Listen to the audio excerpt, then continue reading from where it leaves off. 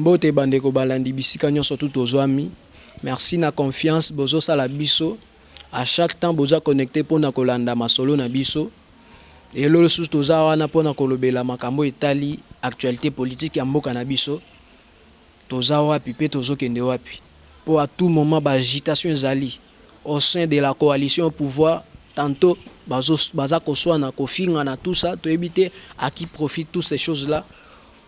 Tout en sachant que notre population a souffert, tout y a dollar comme du jour au jour. Au moment où je vous parle, dollar est déjà comme à 21. Mais bateau bazan a pouvoir bateau bazo diriger à chaque fois bazaka ko finga na tout ça. To yebite pour ça na bango ezanini. Est-ce que bazana bazo travailler pour la population, to bazana pour na travailler pour na intérêt personnel ou bien ya ba classe ya ba famille politique na bango. Et les loto zana pour na kolobela likambo etalaki démission cause ya démission ya président cour constitutionnel l'ancien président cour constitutionnel monsieur Benoît Lambabindu ba source ebimaki que non c'était pour des raisons de santé que non akenda abimaki akenda na Belgique pour des soins appropriés te ba que non nous étions pendant l'état d'urgence ba frontière nyonso to ezaki akokangama. Alors le monsieur y abimaki ndeni pour se retrouver na niveau ya Belgique. À se confier qui n'a bandeko na biso ya RTBF, une radio, une belge de la place, à se confier qui n'a presse à Bloba a révélé qui ba cause ya démission naie. Ce qui avait fait que non y a démissionné. Ce n'était pas pour des raisons de santé, mais il y avait une cause où ça que non y a démissionné.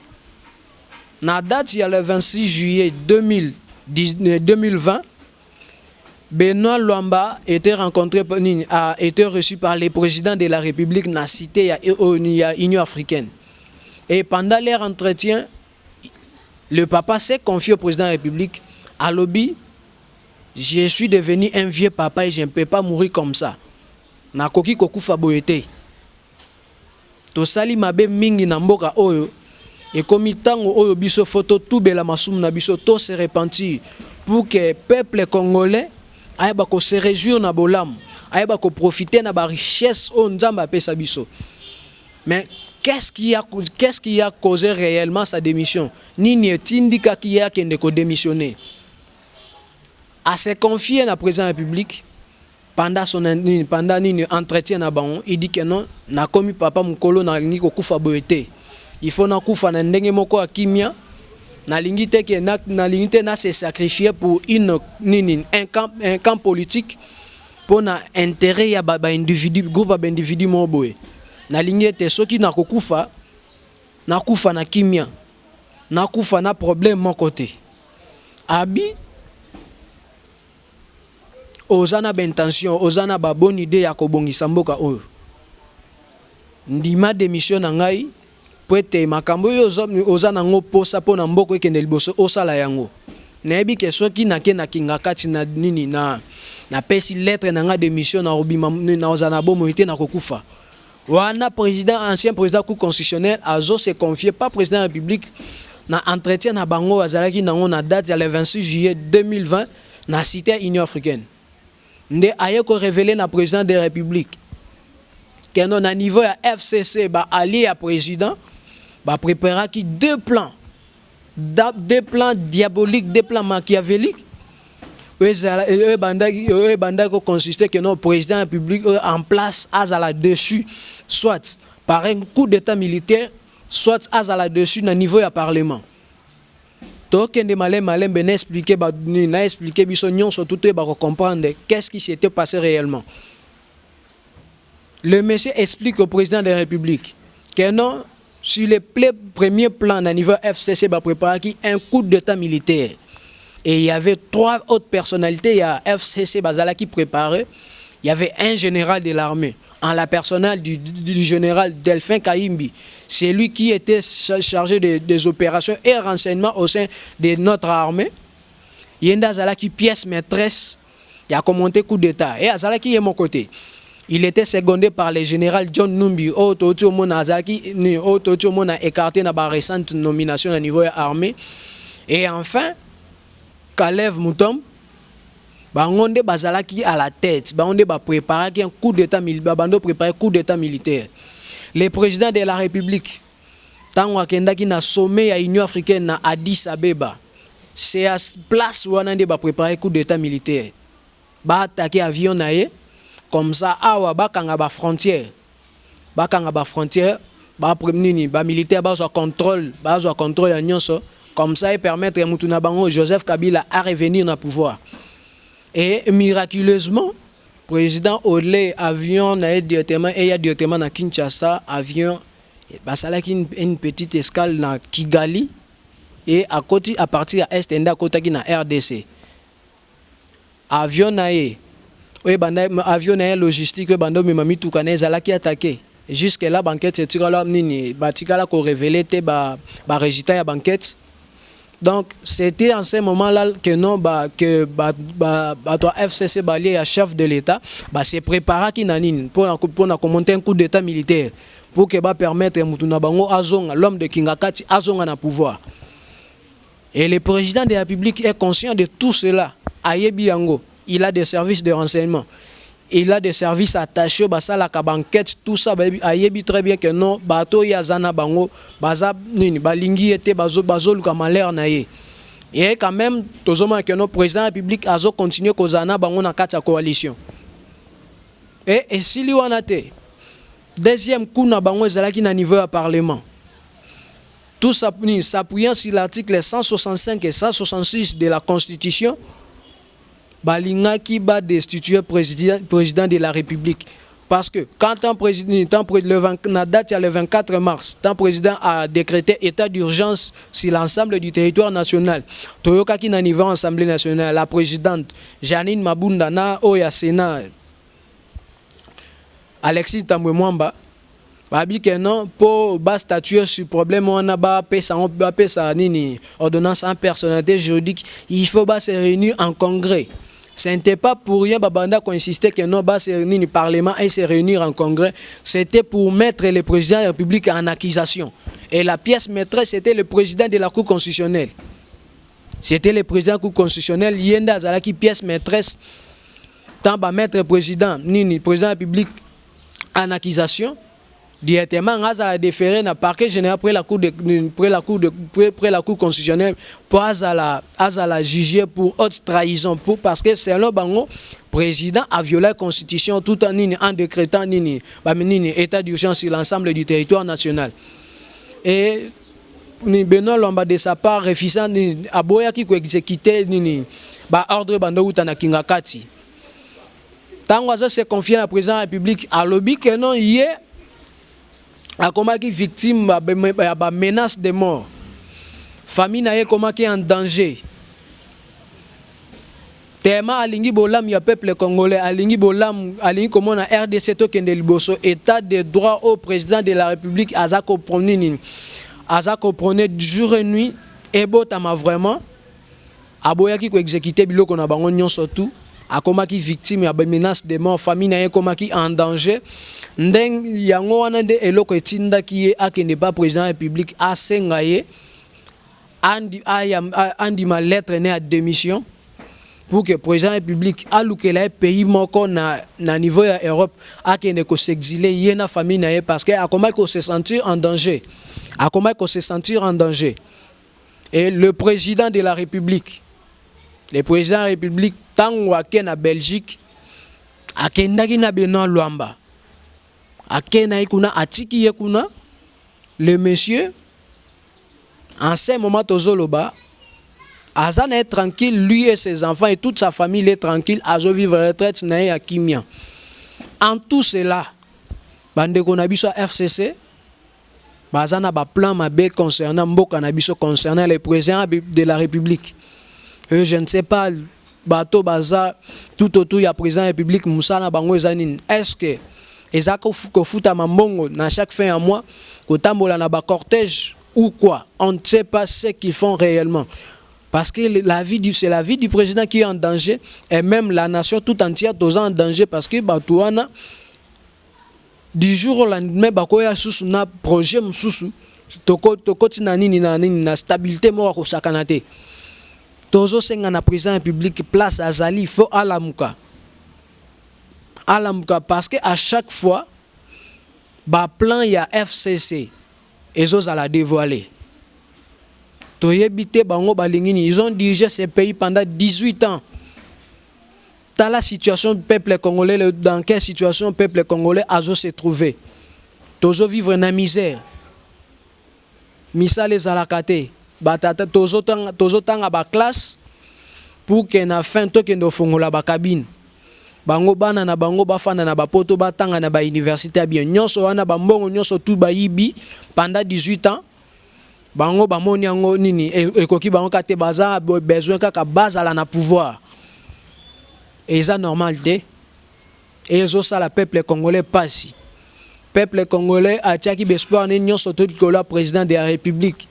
Et tant aux tambola chaque jour dans les grandes villes, dans les grandes artères de la ville province de Kinshasa, que notre peuple congolais bakinois baza vraiment dessus par rapport il y a ba promesse à chef de l'État jusque là et se réaliser des dollars komata du jour au jour biloko kolia tolobelango kutute PIB ya peuple congolais donc vécu quotidien congolais toujours il y a presque $1,5 par jour. Tant aux autres la richesse nous surtout aux anango et aux la passe makasi. Président de la République de sa part et tout son cabinet, il doit se réveiller. Il doit se réveiller pour que le peuple congolais a regagné confiance. A regagné confiance tout en sachant que non 2023%. Quelle promesse président de la République a rien en 2023? Parce que tout le monde que non, il est déjà au pouvoir ça fait déjà près de 2 ans. Rien ne marche. Misale zate, toya chômage mata, insécurité paye. Toyebite to kende wapi na mboka na biso na ba homme politique congolais. Pendant la campagne, baoela biso maloba malamu. La population maloba malamu, mais une fois au pouvoir, va changer directement. Fief électoral na ba ayaka susata kotala yangote. Nyonso wana ezosa la passe. Président de la République. Les espoirs de tout le peuple congolais sont sur tes épaules. Peuple congolais a commis ko ima. A commis ko se confier na batu mususu. Yonde mokonzi mboka donc il faut ôter les mains. Pour te otala bato yo zo travailler na ba balingi bolam na yote.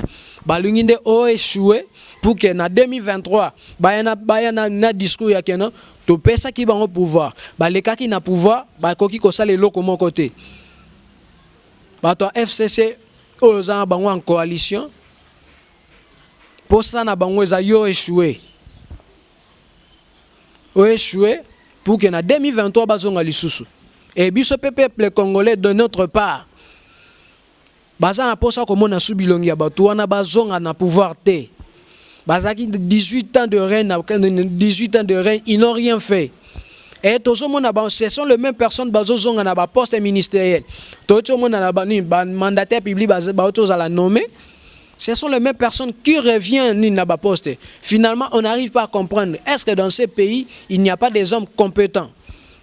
Compétents, bazate na rata mboka oyo, bako sala bako ranger, bako bongisa makam très bien. Est-ce que na niveau administration publique, na niveau entreprise à l'État, est-ce que fait ça car homme politique ne faut pas diriger en tout ça. Donc président de la République de votre part fait quelque chose parce que le peuple congolais vit dans la misère.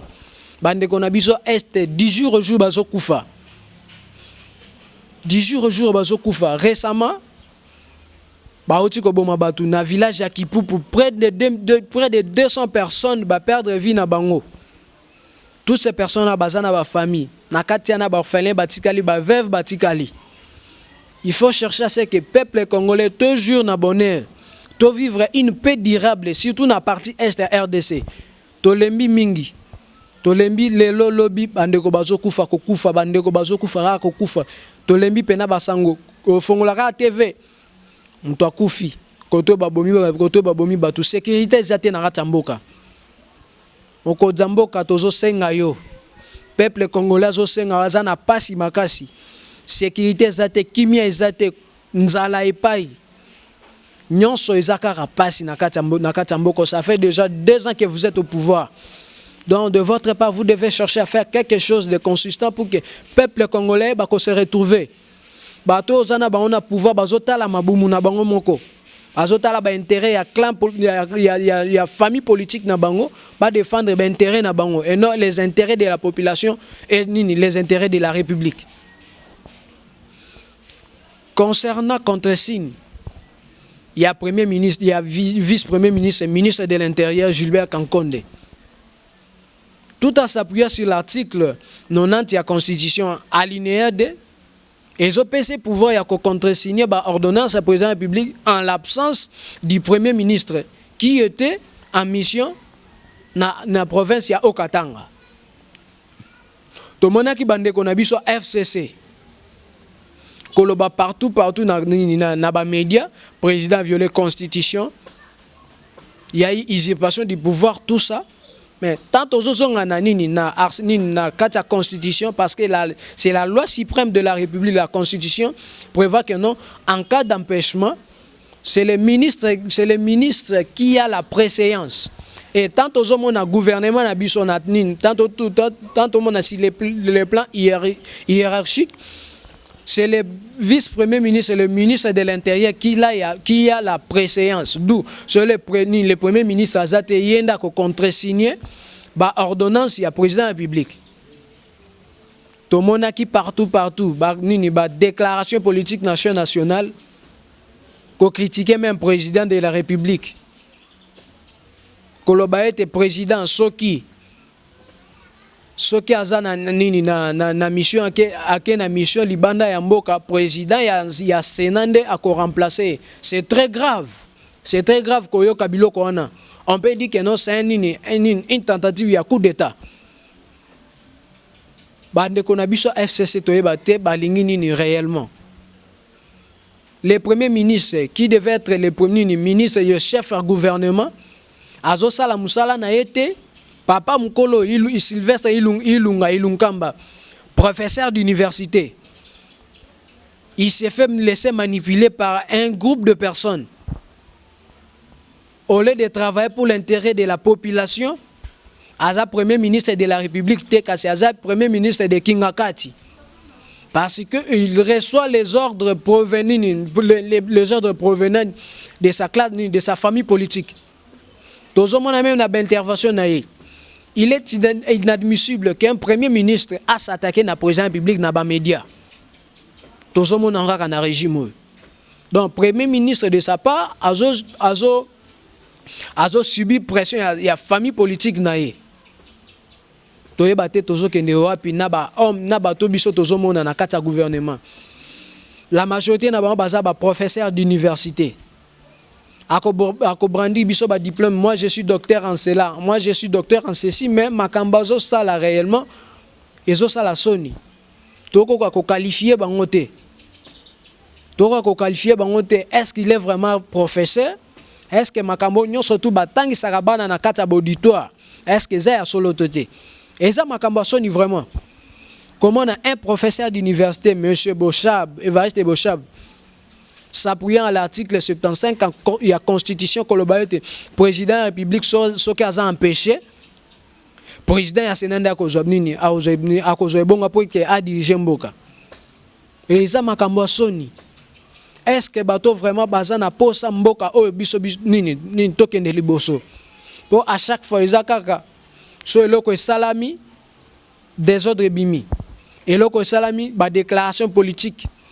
Comment est-ce les deux familles politiques qui sont dans la coalition se tiraillent à tout moment, à tout moment. Est-ce que c'est la population qui gagne ou bien c'est les familles politiques qui gagnent?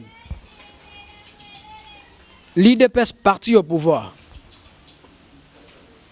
et les PPRD, à chaque fois, il y a des affrontements. Si à niveau il y a des réseaux sociaux.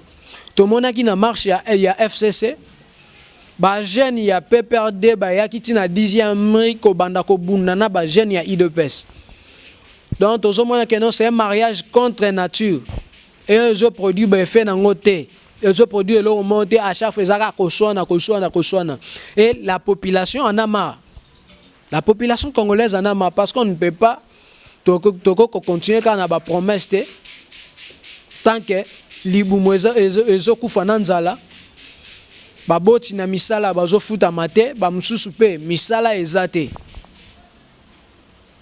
toyebite na 2023 discours nini susu bakoki koya na 2023 pour na convaincre population apesa ba confiance pour que bazonga na bisika bazali eza makambo soni le premier ministre azala manipulé jusqu'à ce niveau eza makambo soni FCC toyebite qu'est-ce qu'ils veulent au juste? Est-ce qu'ils sont là pour le bien-être du peuple congolais ou bien ils sont là pour le malheur? Eza makambo soni. De votre part, le président de la République, vous devez faire quelque chose.